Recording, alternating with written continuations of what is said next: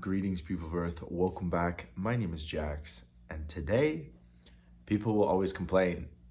Currently, I am self-complaining about my own hair because it's a little bit crazy today. But this is a lesson that everyone needs to learn. I've talked about this before, but I'm reiterating it because of two specific things. One, a TikTok creator that I enjoy watching has come under a lot of hate for a very, very, very stupid reason. And he is constantly like apologizing, but also saying like, I'm really frustrated. Like, this is really stressing me out. And like, I don't understand why people are complaining. Like, to put it into context, he used a song from Clairo. It's called Bags. You can look it up. And Clairo has this like reputation as an artist of like, Clairo is just for the girls. Boys can't listen to Clairo. Like, boys can't understand the lyrics of Bags. You know, it's very tied to being a woman and the struggles of bullshit. And so he's come under fire for listening and having an opinion and liking this song and liking Clairo as an artist. And I just think this is the stupidest thing. And people are complaining and getting mad at him and sending him really mean comments and all this stuff. And that really annoys me.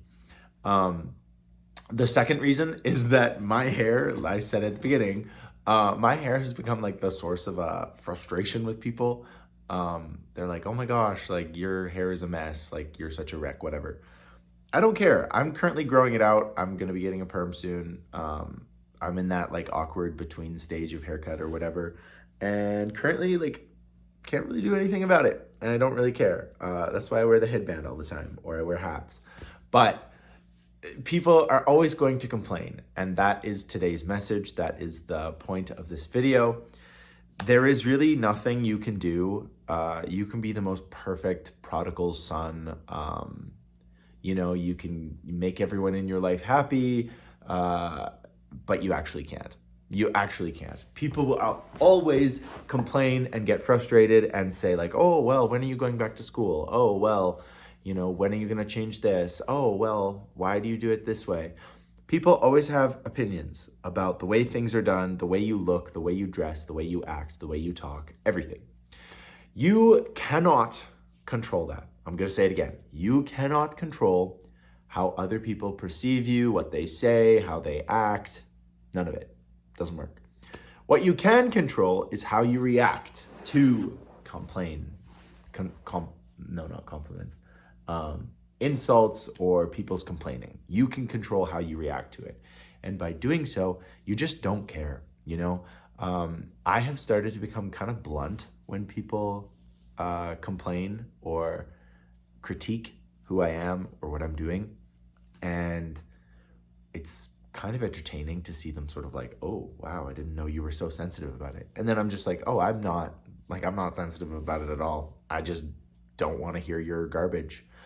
And people learn very quickly that they're not supposed to talk like that around you. And it's so refreshing. It is so freeing. It is so nice to not have to deal with idiots complaining in your face and telling you that you have to do a specific thing. Because the real thing that I think a lot of us people pleasers, the thing we don't understand is that the reason people critique us and insult us and complain about us is because they know we're going to take it. They know that we are easy targets. And as soon as you sort of hold your back up and you're like, oh, no, I'm not going to take this, that is the moment they realize like, oh, Jax is not an easy target for critiquing or complaining to. I better stop this, which is really nice. It's really nice. And it changes relationships with people for the better in so many ways.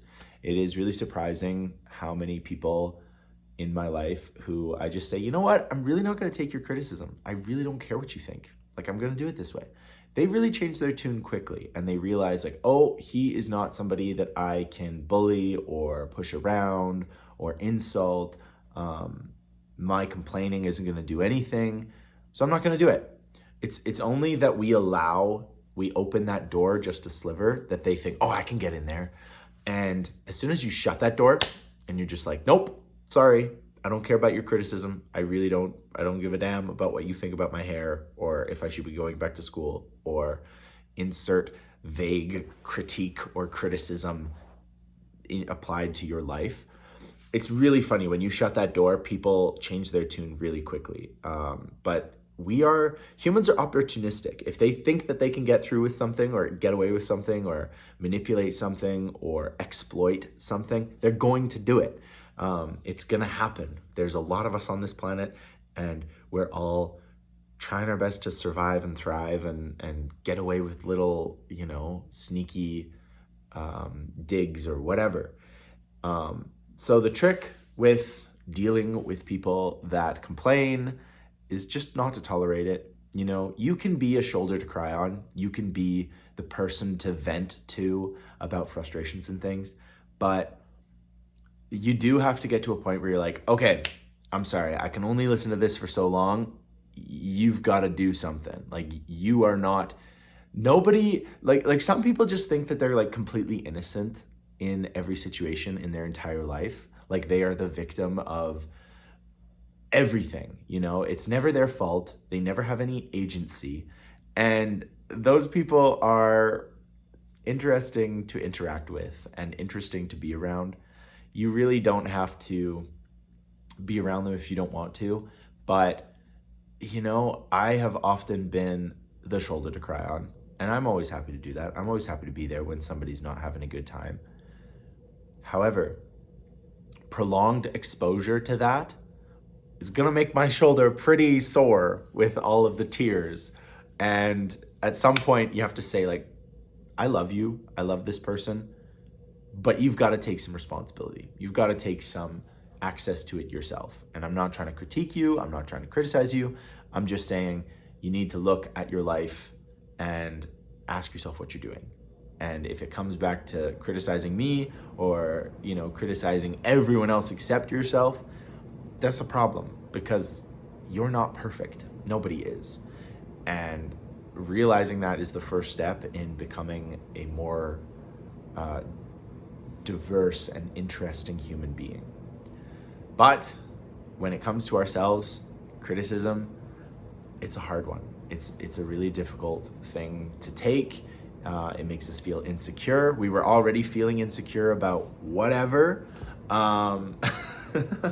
We were already feeling insecure. We didn't need other people to come in and say, hey, what are you doing? Like, you're crazy. Like, you look ridiculous. You look homeless. Like, whatever. I'm like, I know. I'm working on it. I have a plan, I swear. But go criticize. Actually, don't. I was going to say go criticize someone else, but don't. Just keep it to yourself. Nobody cares. I'm not, I don't have like a submission box on my chest or something. Like, I'm not looking for critiques or suggestions or insults. Like, it doesn't say like apply your insults here. Like, I'm not looking for that stuff. I don't want that stuff. Please don't bring it to me. If I've done something that's like a valid reason for calling me out, absolutely, like, call me out.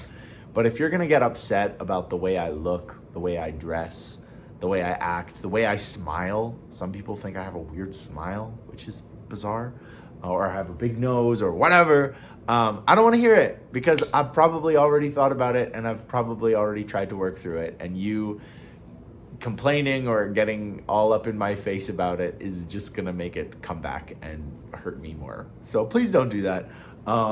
Valid criticism to the front of the line. Superficial and useless criticism, I'm not gonna listen to it. I don't need it. You don't need it. Nobody needs it. And I think, the thing that always strikes me, and this is gonna be my last piece of wisdom before I let you go to have your beautiful day. The thing that really strikes me is my grandmother once said, and this has always struck with me, we are on this planet for such a small amount of time. Why not be happy? And that has kind of become a huge part of my philosophy.